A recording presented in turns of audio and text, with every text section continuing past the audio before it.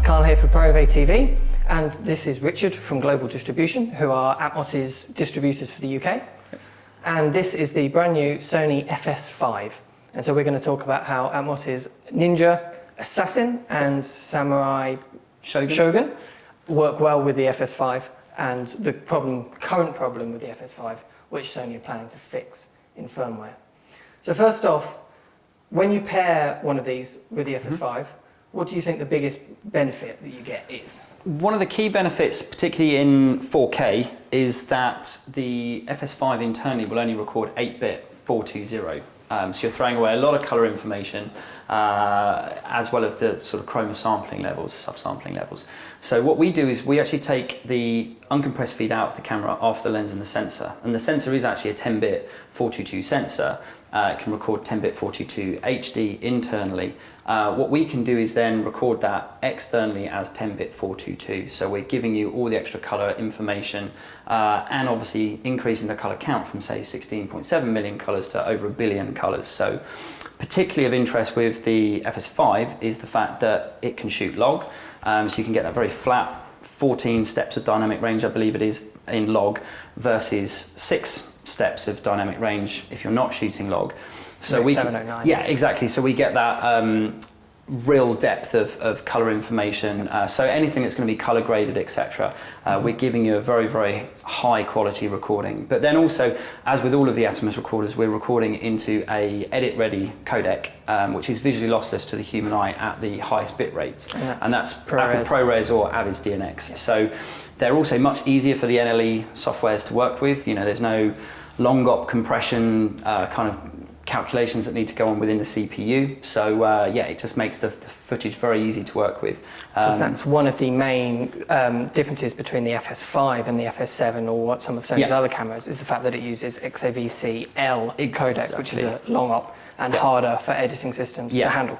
Basically, yeah, because as you know, within long op, you've got only a few intra-frames, which is a self-compressed single whole frame compressed, and then it's using predictional calculations to work out what changed within the image. So within 25 frames, you might only have 3 intra frames, and it's filling in the blanks around that. ProRes and DNX are all intra codecs, so every single frame is individually compressed in a lossless way. So the actual image quality you get is far superior.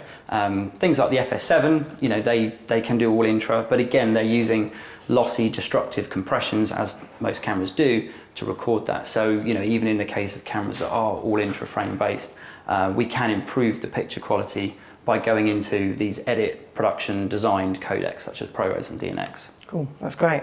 So I think, correct me if I'm wrong, but one of the other main benefits of this is that, particularly paired with the FS5, is that the FS5 can't do lookup tables and stuff in camera. That's correct. Whereas you guys can. So both the Ninja Assassin and the Shogun allow you to load in up to 8 lookup table profiles. So they can either be standard ones that we have built in, so we have them for sort of Vlog and S-Log and C-Log, etc.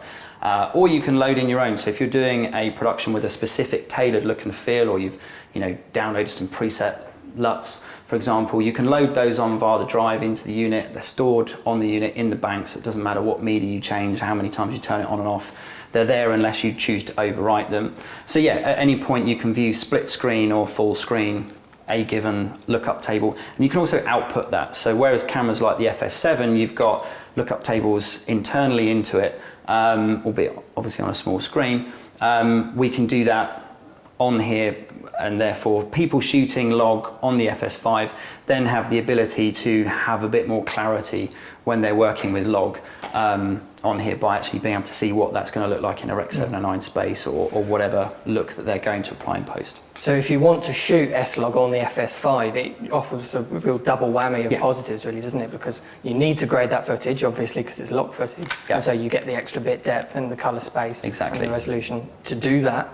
Plus you can monitor it and therefore expose better because of your waveform tools and everything like that, and the lookup tables as well. Exactly, because we have all the comprehensive monitor assist tools in here as well. So we've got things like focus peaking, zebra, false color, blue only, all your grid frames for your different aspect ratios. So if you're going to shoot something for 2.4, 2.35, whatever, 4:3 for anything on tablets, for example, we can do that. We've got your zoom features. frame guides. We can do anamorphic D-squeeze with other cameras that might shoot anamorphic, but also all your waveforms. So we've got your scopes for, you know, a Luma, an RGB ProAV, vector scope, zoom on the vectors. So all of the kind of tools that someone would normally need for a monitor. I mean, you know, the viewfinder on here is quite small. You know, the resolution's not as high, it's not color accurate. The screen on our 7-inch products, as well as our 5-inch, they're actually Rec 709 calibrated out the factory. We have a spider accessory that we've partnered with Data Color on, which enables you to recalibrate this on the fly. Yeah. So you know that it's always color accurate. And they are great monitors. They're very reliable in terms of colour when you're out there compared to some of the competitors. Yeah, so that is, and certainly for great. 4K, we then have, although this is an HD monitor, which is a 1920 by 1200 resolution, giving us the uncropped 1080, we can actually then do a zoom as well. So we can do a 1-to-1. So for 4K material on the FS5, you can then be looking at it on a 1-to-1 pixel basis, you know, or we can actually do a 2-to-1, you know, pan around or zoom, etc. So it's very easy to kind of then work with that 4K footage. You know, is that really in focus? You know, you can just punch in and go, yeah, it is. And, you know, you haven't really had to do anything on the camera. Okay, great. So the current, obviously the camera is only just released. It's shipping pretty much this week. And so in the current firmware that it's currently released, there is a limitation in 4K mode. Is it only 4K mode? It is only in 4K mode. If you're in HD, there's no restrictions to recording externally onto our product and recording internally with the same start-stop trigger from the camera, time code. Because with all of our products, we can take time code from the camera or, you know, Vision Mixer or whatever source it is, either embedded in HDMI or SDI, along with the audio, video, and camera start-stop triggers as well.